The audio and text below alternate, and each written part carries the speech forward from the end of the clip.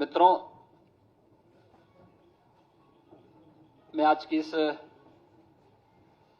विशेष press वार्ता में अपने सभी सहयोगियों के साथ आप सभी का हृदय से स्वागत करता हूं। आज का दिन अत्यंत महत्वपूर्ण दिन है। देश की आबादी के सबसे बड़े राज्य के द्वारा देश के किसी भी राज्य का सबसे बड़ा बजट 2025-26 का आज विधानसभा में प्रस्तुत किया गया है। 2025-26 के इस बजट की कुछ महत्वपूर्ण बातें जो हाइलाइट्स हैं वो क्या हैं, उनके बारे में ही मैं अवगत कराने के लिए यहां पर आपके बीच में आया हूं। आप में से सभी और या ज्यादातर मीडिया से जुड़े हुए बंधुओं ने माननीय वित्त मंत्री जी के बजट भाषण को सुना होगा। बहुत सारी बातें ऐसी होती हैं जो मतवार नहीं हो पाती हैं, लेकिन उनका उल्लेख या तो बजट भाषण पे चर्चा के दौरान हो पाता है या फिर उनका उल्लेख हम लोग इन सभी प्रकार की विशेष प्रेस वार्ता के माध्यम से ही कर पाते हैं। और इसलिए आवश्यक हो जाता है कि उस ओर भी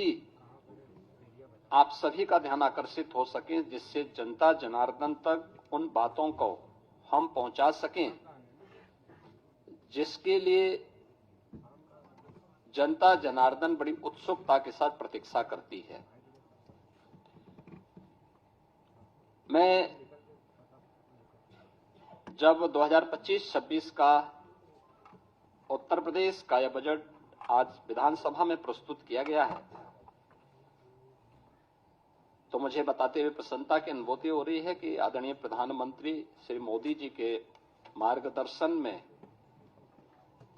उत्तर प्रदेश सरकार का यह हमारी सरकार का 9वां बजट है और पिछले 8 वर्ष के अंदर जो कुछ भी सरकार ने कदम बढ़ाए हैं, उत्तर प्रदेश के लिए उठाए हैं,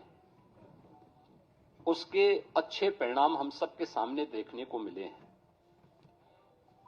मैं इस बजट के प्रस्तुतिकरण के लिए वित्त मंत्री सुरेश खन्ना जी को और वित्त विभाग के अपर मुख्य सचिव समेत उन सभी अधिकारी और कर्मचारियों को हृदय से धन्यवाद देना चाहूंगा जिन्होंने अथक परिश्रम से उत्तर प्रदेश की आशा और आकांक्षाओं के अनुरूप इस बजट को आज सदन के पटल पर प्रस्तुत किया है। यह वर्ष हमारे लिए बहुत महत्वपूर्ण है। देश के संविधान को लागू होने का यह अमृत महोत्सव वर्ष भी है और साथ साथ उत्तर प्रदेश की स्थापना का भी यह अमृत महोत्सव वर्ष है। ये दोनों कार्य जनवरी 1950 में हुए थे और इसलिए 75 वर्ष की शानदार यात्रा के साथ आगामी 25 वर्ष की हमारी क्या योजना हो सकती है, उसका एक रोड मैप तैयार करने के लिए बजट अत्यंत महत्वपूर्ण है। इस अवसर पर हम सब संविधान के शिल्पी बाबा साहब भीमराव अंबेडकर, जिनके नाम पर डबल इंजन की सरकार लखनऊ में बाबा साहब भीमराव अंबेडकर स्मारक और सांस्कृतिक केंद्र की स्थापना कर रही है, संविधान के 75 वर्ष की इस यात्रा के लिए उन्हें विनम्र श्रद्धांजलि अर्पित करता हूं और यह केंद्र बहुत शीघ्र बाबा साहब भीमराव अंबेडकर के विचारों का एक केंद्र बनकर के संविधान की मूल भावनाओं के अनुरूप वंचितों को वरीयता देने के क्रम को तत्परता के साथ आगे बढ़ाएगी। यह एक नया माध्यम होगा और इसी को थीम में रख करके हमने 2025-26 का अपना ये बजट प्रस्तुत किया है।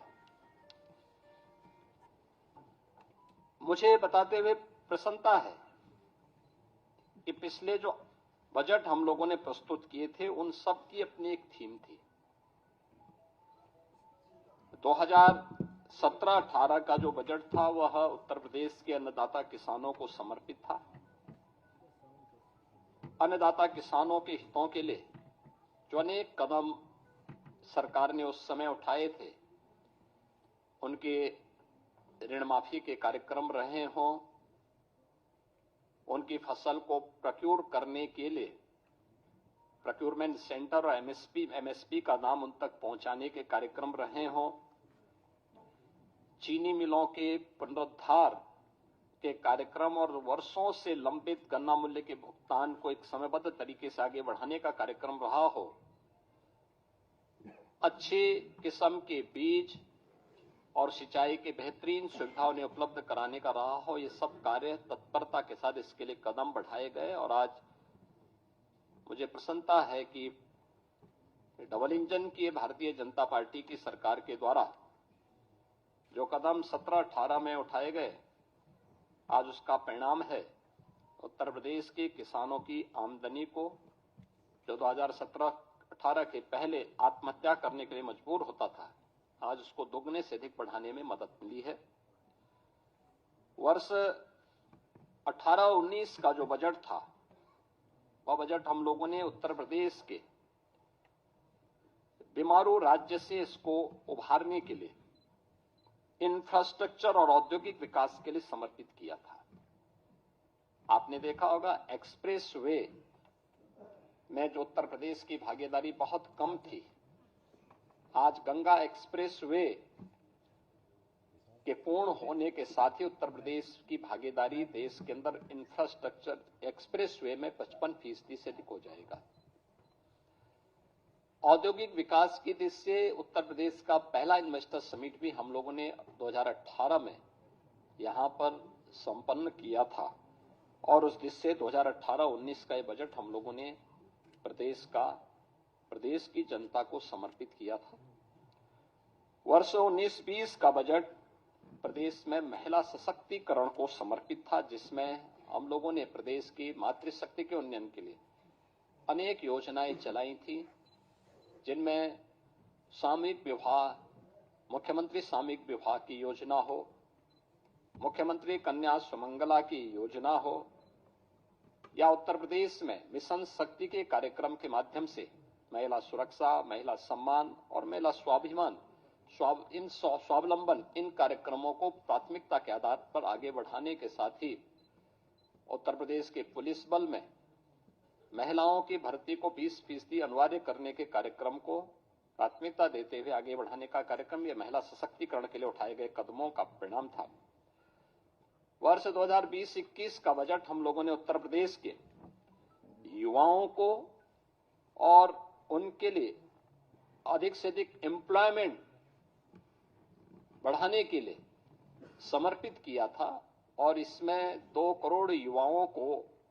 टैबलेट और स्मार्टफोन के माध्यम से तकनीकी दृष्टि से सक्षम बनाने के कार्यक्रम को आगे बढ़ाने, अनेक अन्य कार्यक्रमों को इस दृष्टि से हम लोगों ने प्रदेश की जनता जनार्दन के लिए समर्पित, युवाओं को समर्पित किया था। 2021-22 का जो बजट था हमारी सरकार का, वह स्वावलंबन से सशक्तिकरण की ओर था। एमएसएमई की योजनाओं के माध्यम से प्रदेश के परंपरागत जो उत्पाद थे उनको प्राथमिकता देते हुए स्वावलंबन के माध्यम से आत्मनिर्भरता के लक्ष्य को प्राप्त करने की दिशा में और उसके माध्यम से सशक्तिकरण के लक्ष्य को आगे बढ़ाते हुए कार्य किया गया था। 2022-23 का बजट अंत्योदय से आत्मनिर्भरता की दिशा में हम लोगों ने उस समय इस कार्यक्रम को आगे बढ़ाया था। पंचायतों की आत्मनिर्भरता के लिए पहली बार ग्राम सचिवालय के निर्माण के कार्यक्रम को आगे बढ़ाया गया था। पहली बार उन सभी क्षेत्रों में कार्य प्रारंभ हुए थे जो महिला सशक्तिकरण के लिए भी महत्वपूर्ण थे और ग्राम्य विकास की दृष्टि से हमारी जो आज भी लगभग 70% के आसपास आबादी ग्रामीण क्षेत्र में निवास करती है, उनके लिए इस कार्यक्रम को आगे बढ़ाया गया था, जिसका परिणाम है कि आज उत्तर प्रदेश की हर ग्राम पंचायत में 5 से 7 रोजगार सृजन की संभावना स्वतःस्फूर्त भाव के साथ वहां दिखाई देती है। 2023-24 का बजट उत्तर प्रदेश के अंदर एक त्वरित, सर्वसमावेशी और समग्र विकास के साथ आत्मनिर्भर उत्तर प्रदेश की नींव को सुदृढ़ करने वाला बजट प्रस्तुत किया गया था और 2025-26 का बजट एक राम राज्य के लिए समर्पित, लोक मंगल की कामना से समर्पित बजट था। तो 2025-26 के अंदर जो 2024-25 का हमारा बजट था, ये उत्तर प्रदेश के अंदर टूरिज्म में भी, ट्रेड में भी, टेक्नोलॉजी में भी एक नए उछाल लाने वाला बजट था। पहली बार 65 करोड़ से अधिक पर्यटक उत्तर प्रदेश के अंदर आए। 14 लाख से अधिक इसमें विदेशी पर्यटक भी थे और पर्यटन में जो उत्तर प्रदेश पहले तीसरे नंबर पर था, वह उसने 2019 के बाद से जो गति पकड़ी, वह नंबर 1 पर देश के अंदर आने में सफल हुआ है। और 2025-26 का जो बजट है, यह भारत की सनातन संस्कृति को समर्पित सर्वे भवन्तु सुखिनः की अवधारणा पर गरीब, अन्नदाता किसान, युवा, महिला के उत्थान को समर्पित है, जिसमें प्रधानमंत्री मोदी जी का विजन, जिसमें वंचित को वरीयता, यानी वंचित को वरीयता उसका एक थीम है, उसका केंद्रीय भाव है, इसको समर्पित है। इस बजट का जो दायरा है, जो कि वित्त मंत्री जी ने अपने बजट भाषण में भी कहा कि 8,08,736 करोड़ रुपये से अधिक का यह बजट है, जो 2024-25 की तुलना में 9.8% अधिक है। इसमें एक तरफ जो बजट का आकार में बढ़ोतरी ये राज्य के सामर्थ्य को प्रदर्शित करता है, तो दूसरी ओर यह बजट डबल इंजन सरकार की प्रतिबद्धता को भी दिखाता है। इस बजट में हमने 2,25,561 करोड़ 49 लाख रुपए कैपिटल एक्सपेंडिचर के लिए इसमें प्रस्तावित किया है, जिसके माध्यम से इंफ्रास्ट्रक्चर पर धनराशि जो व्यय होगी, इससे अधिक रोजगार की सृजन इसके माध्यम से होंगे और यह अर्थव्यवस्था को सुदृढ़ करता है। हमने प्रदेश के अंदर 2017-18 में जब उत्तर प्रदेश की अर्थव्यवस्था, जो प्रदेश की कैसे हमने इसको बढ़ाने में सफलता प्राप्त की है, जो जीडीपी थी वह 12,89,000 करोड़ रुपए की थी, वह आज 24-25 में जो उसका अनुमान है वह 27,51,000 करोड़ रुपए होने का अनुमान वह है। और ये दिखाता है कि इसमें 3 वर्ष का कालखंड ऐसा था जब वैश्विक महामारी कोरोना जैसी त्रासदी का सामना करना पड़ा था, जो आर्थिक दृष्टि से अत्यंत पूरी दुनिया के लिए, केवल भारत के लिए नहीं या केवल यूपी के लिए नहीं, बल्कि पूरी दुनिया के लिए अत्यंत कठिन समय था। और आज उसी का परिणाम है कि 2016-17 में जिस उत्तर प्रदेश की अर्थव्यवस्था देश के अंदर 6ठी-7वीं अर्थव्यवस्था मानी जाती थी, आज उत्तर प्रदेश ने जो लंबी छलांग लगाई है, परिणाम है कि उत्तर प्रदेश आज देश का दूसरी बड़ी अर्थव्यवस्था के रूप में उभरा है। उत्तर प्रदेश के अंदर इसके लिए हमें रेवेन्यू लीकेजेज को समाप्त करने पड़े थे। टेक्नोलॉजी का अधिक से अधिक उपयोग किया गया था। हमें प्रदेश के अंदर राजस्व प्राप्ति के अपने नए साधन उपलब्ध करवाने पड़े थे। और मुझे बताते हुए प्रसन्नता है कि आज उत्तर प्रदेश ने जो कदम उठाए हैं, 22-23 हो, 23-24 हो या 24-25 के दौरान देश के सभी राज्यों में उत्तर प्रदेश का अपना एक महत्वपूर्ण स्थान रहा है और हम लोगों ने अपने राजस्व प्राप्ति करने के लिए जो कदम बढ़ाए हैं वह अत्यंत सराहनीय माने गए हैं पूरे देश के अंदर और वित्तीय क्षेत्र के जानकारों ने उसकी सराहना भी की है।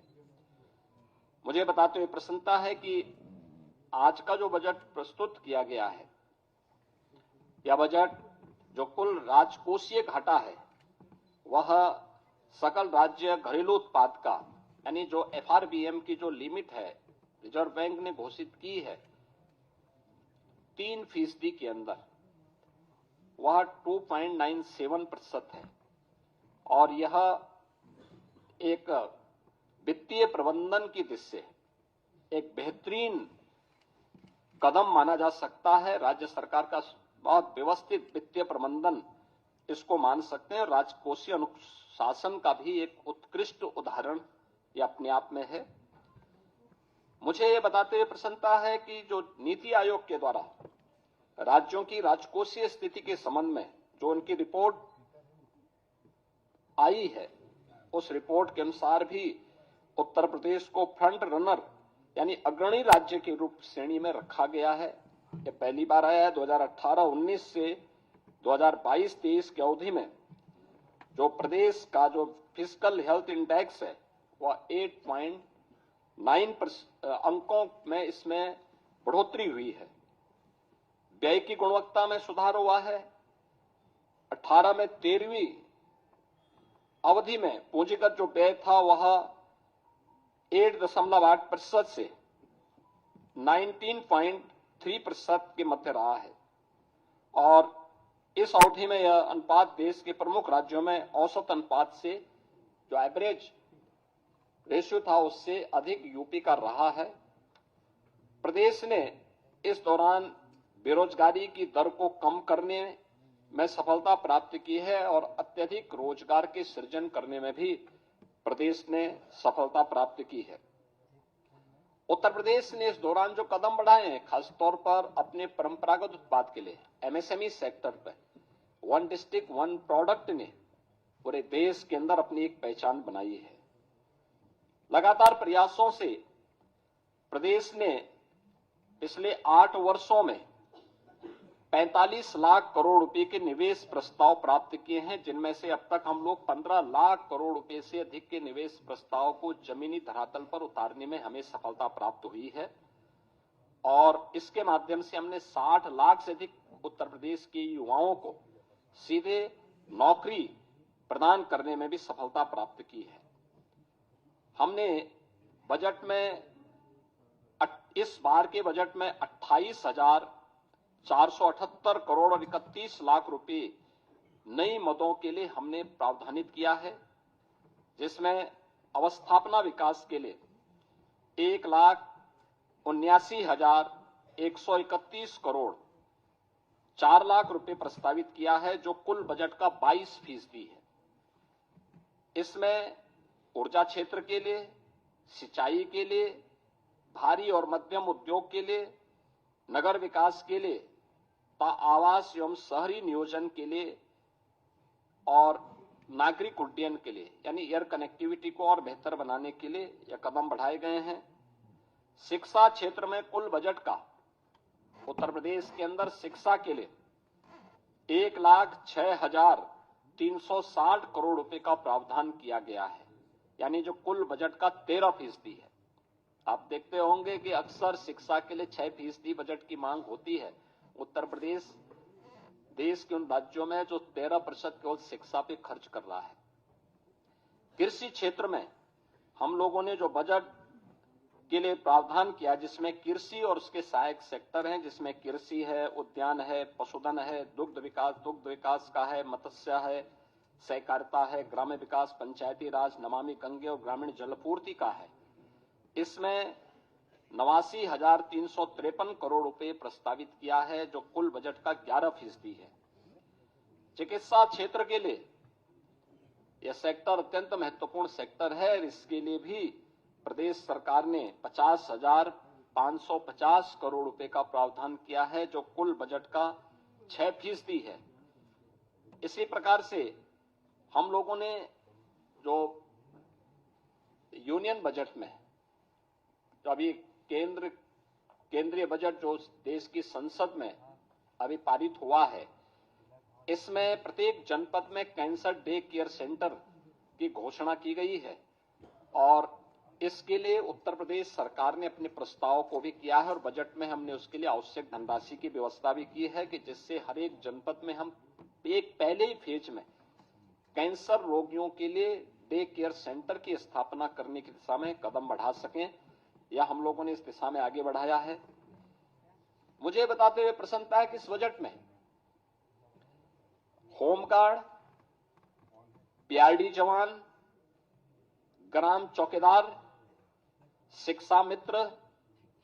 बेसिक शिक्षा विभाग के अनुदेशक, आशा वर्कर, आंगनबाड़ी,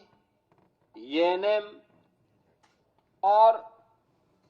संविदा से जुड़े हुए उन सभी कार्मिकों को जितने भी स्वच्छता के कार्यक्रम के साथ जुड़े हुए कार्मिक हैं, इन सभी कार्मिकों को हम लोगों ने अनिवार्य रूप से 5 लाख रुपए के आयुष्मान भारत का कवर हर वर्ष देने की एक बड़ी योजना को भी आज के इस बजट में उसका प्रावधान किया है और इसमें 5 लाख रुपए तक की उनको निःशुल्क स्वास्थ्य की सुविधा उत्तर प्रदेश में मुख्यमंत्री जन आरोग्य योजना के माध्यम से देने की घोषणा इसमें की गई है। मुझे बताते हुए प्रसन्नता है कि समाज कल्याण विभाग के लिए बजट में 35,863 करोड़ रुपए की व्यवस्था की गई है, जिसमें अनुसूचित जाति, जनजाति, पिछड़ा वर्ग, दिव्यांगजन सशक्तिकरण, महिला और बाल विकास के लिए यह धनराशि उपयोग में आएगी। छात्रवृत्ति के लिए 4,720 करोड़ रुपए की व्यवस्था की गई है और निर्धन व्यक्तियों की पुत्रियों की शादी के लिए 900 करोड़ रुपए की व्यवस्था और सामाजिक पेंशन के लिए जो व्यवस्था की जाती है उसमें 13,448 करोड़ रुपए का प्रावधान इसमें किया गया है। मित्रों, इंफ्रास्ट्रक्चर के लिए अब उत्तर प्रदेश अपने एक सुदृढ़ रेवेन्यू सरप्लस स्टेट के माध्यम से बीमारू राज्य नहीं है।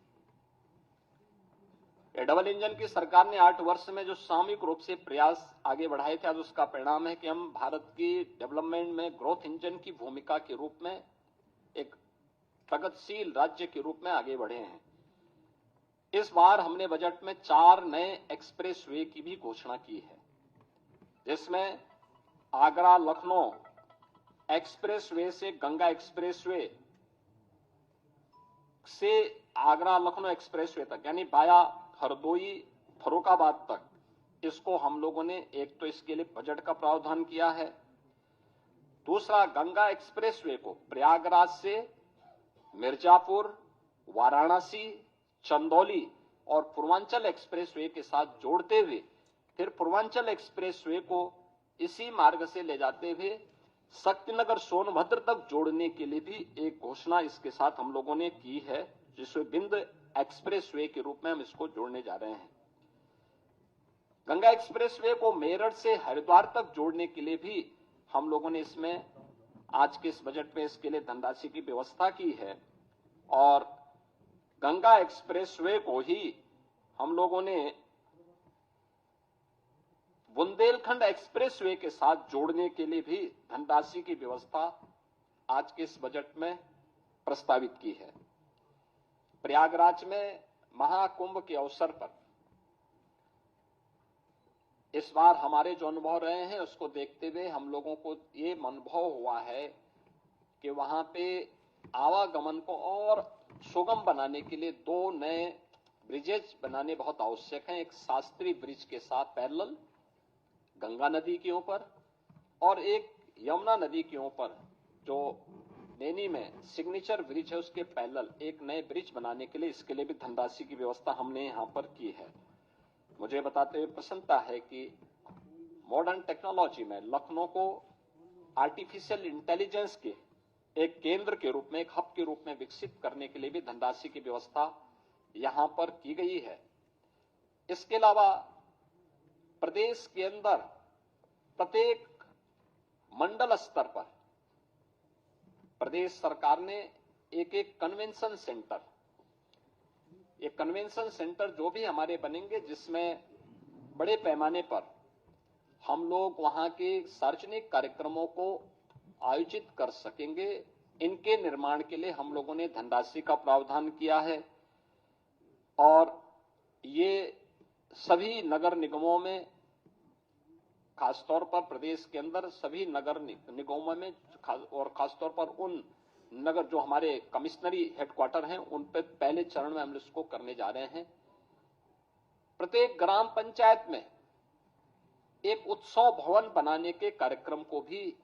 बजट में प्रावधान किया गया, जिसमें शादी ब्याह के हैं, कोई मांगलिक कार्यक्रम है, कोई सार्वजनिक कार्यक्रम ग्राम पंचायत स्तर पर करने हो, तो यह एक नई उपलब्धि ग्राम पंचायतों को उपलब्ध करवाई गई है। यह कार्यक्रम भी हम उसको आगे बढ़ाने के लिए, इस कार्यक्रम को भी हम उसके साथ जोड़ने जा रहे हैं। इससे रोजगार का भी सृजन होगा और ग्राम पंचायत को, उसी ग्राम पंचायत में तमाम प्रकार की सुविधाएं उसके माध्यम से मिलेंगी। मुझे बताते हुए प्रसन्नता है कि डबल इंजन सरकार के द्वारा प्रधानमंत्री मोदी जी के नेतृत्व में पिछले 8 वर्ष के अंदर प्रदेश के अंदर उठाए गए कदमों का परिणाम है कि उत्तर प्रदेश में 6 करोड़ लोगों को गरीबी रेखा से ऊपर उठकर के एक सामान्य जीवन यापन करने का एक सुगम मार्ग इस डबल इंजन सरकार ने प्रशस्त किया है। और इस बार गरीबी पर पूरी तरह उसका उन्मूलन करने के लिए सरकार ने जो यूनियन बजट में भी अभी हाल ही में जो बजट प्रस्तुत किया गया, उस बजट की जो थीम है वह भी प्रधानमंत्री मोदी जी ने उसमें जो महत्वपूर्ण प्रावधान किए हैं वह वही एक की $5 ट्रिलियन की इकोनॉमी बनने के लिए भारत के लिए आवश्यक है कि वह जीरो पॉवर्टी के लक्ष्य को प्राप्त करे। और उत्तर प्रदेश देश की आबादी का सबसे बड़ा राज्य है, सबसे बड़ा चैलेंज हमारे सामने है। हमारा सर्वे लगभग पूरा हो चुका है और हमने बजट में उसके लिए प्रावधान किए हैं, दोनों प्रकार के प्रावधान किए हैं। एक, जिनके पास जो सुविधा नहीं है उन गरीबों को उन सुविधाओं के लिए, चाहे वह विभिन्न विभागों के साथ मिलकर के या फिर एक मुश्त उसको उस व्यवस्था के साथ जोड़ने के लिए, इसके लिए धनराशि की व्यवस्था जीरो पॉवर्टी को, उस टारगेट को अचीव करने के लिए भी हम लोगों ने इस व्यवस्था में की है। और इसके लिए एक व्यवस्था दी गई है कि हम उस लक्ष्य तक उस परिवार को लेके जाएंगे कि मिनिमम वह परिवार के एक व्यक्ति को रोजगार भी मिल सके और उस परिवार में कम से कम 1,25,000 रुपए की एक निश्चित आय, वार्षिक आय उस परिवार के व्यक्ति को रोजगार या किसी न किसी काम के माध्यम से उपलब्ध करवा सके। यह एक प्रयास सरकार के स्तर पर प्रावधान किया गया है। इसके साथ ही हमने यानी इसके लिए धनराशि 2025-26 में इसके लिए अलग से भी धनराशि की व्यवस्था की है। युवाओं के लिए हम लोगों ने एक व्यवस्था की है और इसमें शिक्षा है, रोजगार है, उद्यमिता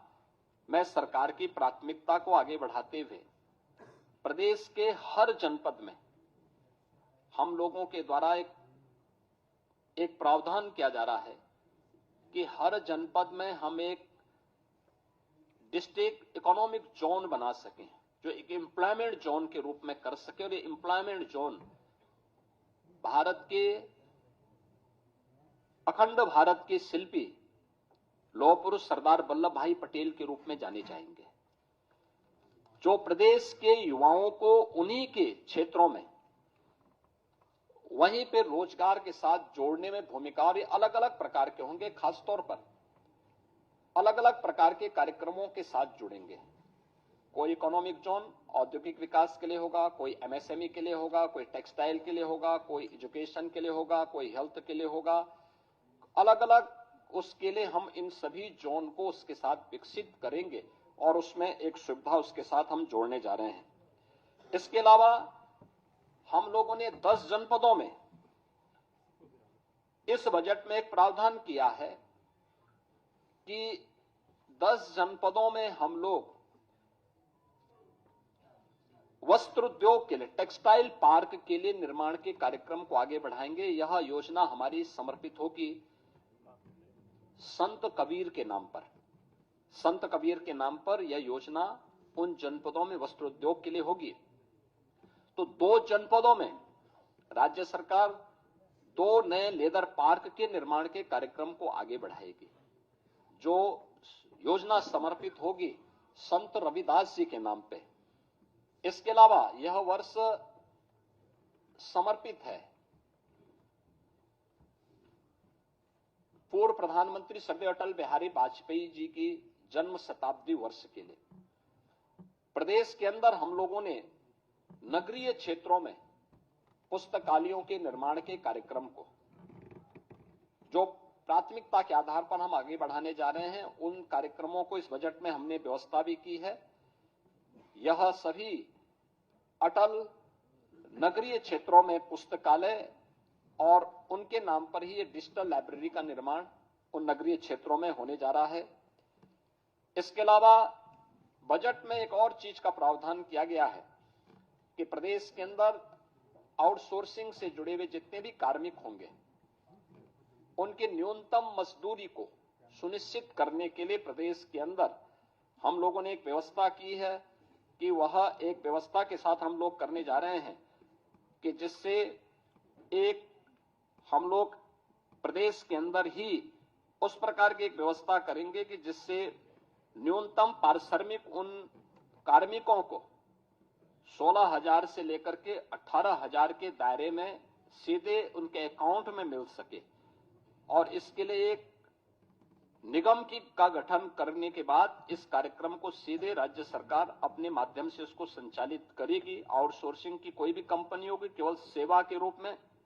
आउटसोर्सर के रूप में जो शुल्क उसका होगा उसको राज्य सरकार अलग से अदा करेगी, लेकिन धनराशि ये पूरी की पूरी कार्मिक के खाते में जानी चाहिए। इस योजना के इसके साथ हम लोग जोड़ने जा रहे हैं। इसके अलावा मुख्यमंत्री युवा उद्यमी विकास अभियान, यह एक बड़ी योजना है और मुझे बताते हुए प्रसन्नता है कि अभी हाल ही में उत्तर प्रदेश स्थापना दिवस के अवसर पर हम लोगों ने इसको लॉन्च की थी। अभी 1 महीना भी इसका पूरा नहीं हुआ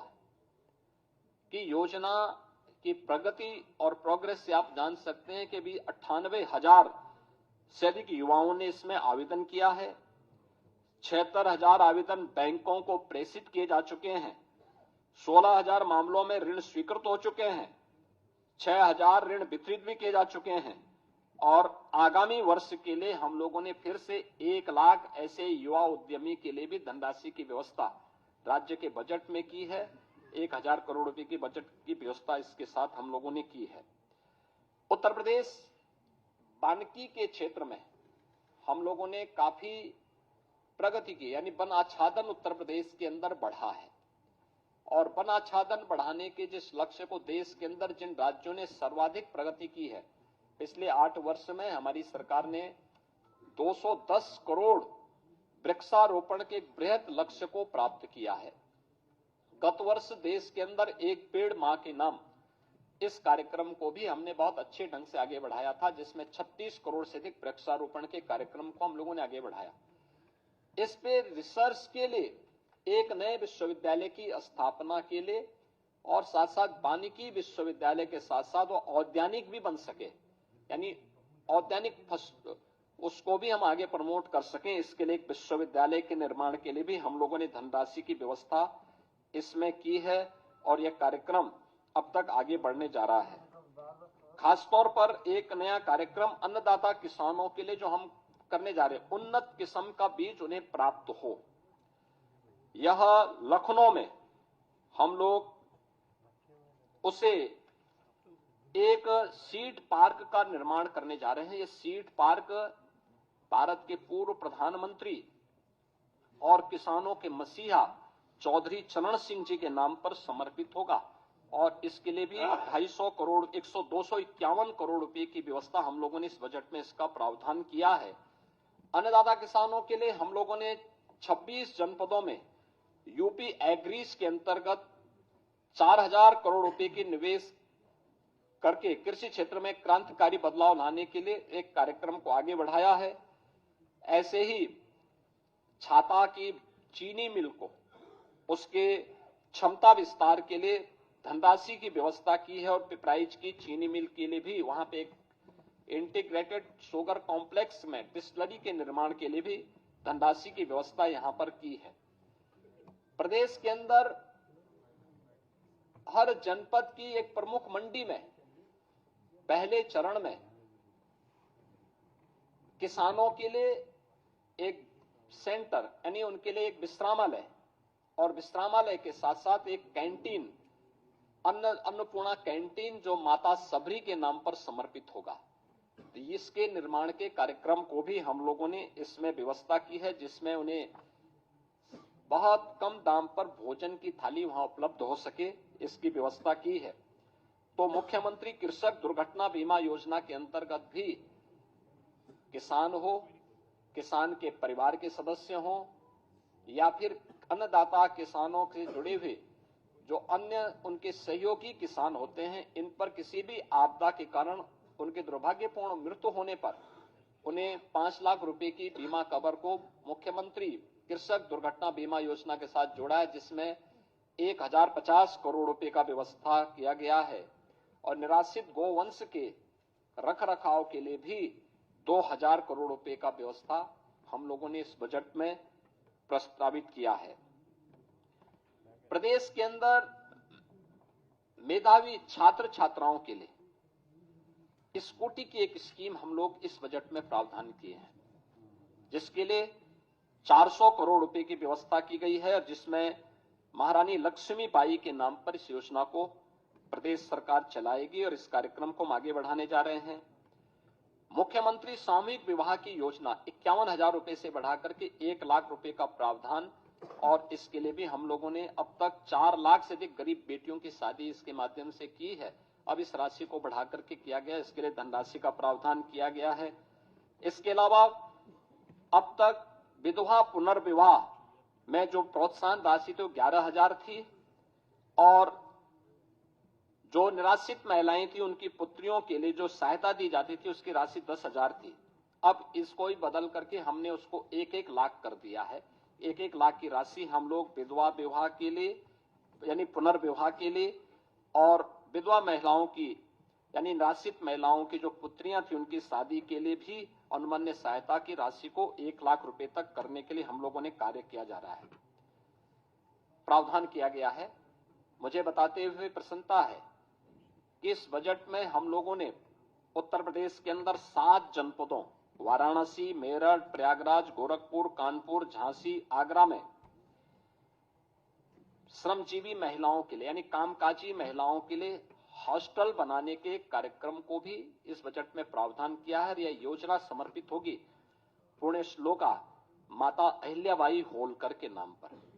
माता अहिल्याबाई होलकर का यह 300वां जन्म जयंती वर्ष है, उनकी स्मृति को नमन करते हुए योजना हम इसके साथ करने जा रहे हैं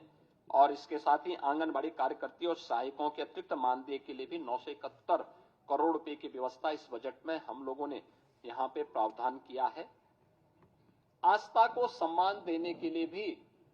प्रदेश सरकार ने इस बजट में काफी प्रावधान किए हैं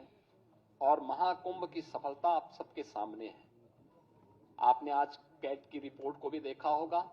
कि महाकुंभ के कारण इकोनॉमी में 3 लाख करोड़ रुपए से अधिक की वृद्धि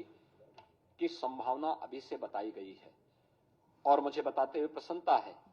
कि इस आयोजन को आगे बढ़ाने के साथ साथ अयोध्या क्षेत्र के पर्यटन विकास के लिए 150 करोड़ रुपए,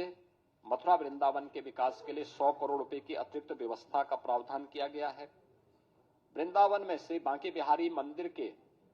सुंदरीकरण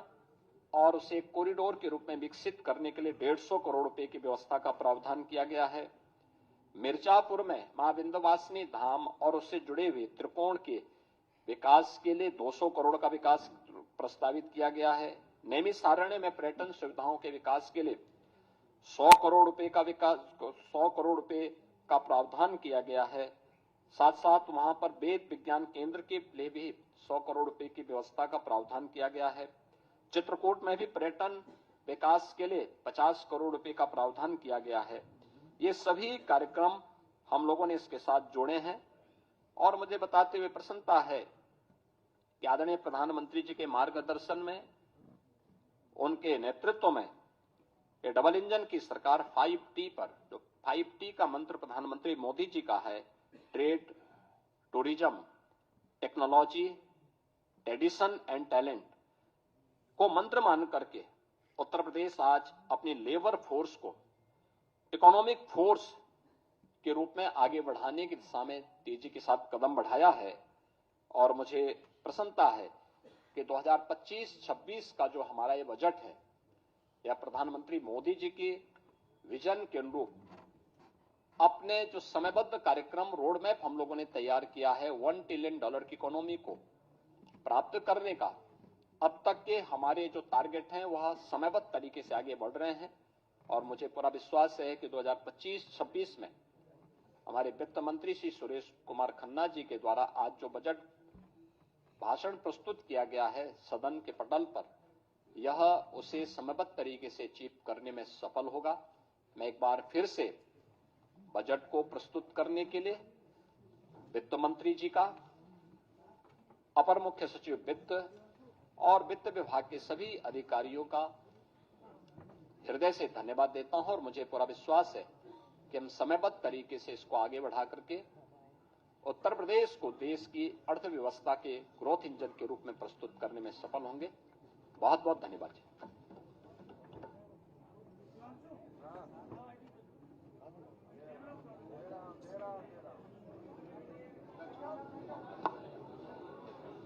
अरे बस सब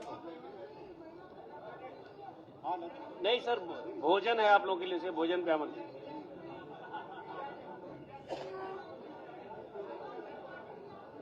अरे महिला पत्रकार पुरुषों से अलग है क्या?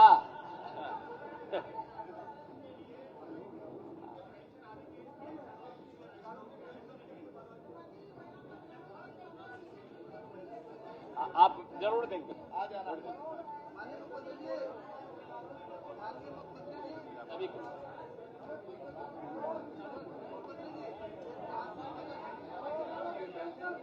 अरे एक आदमी बोले, एक आदमी मैडम, एक जो रह गया उसकी प्रतीक्षा करिए।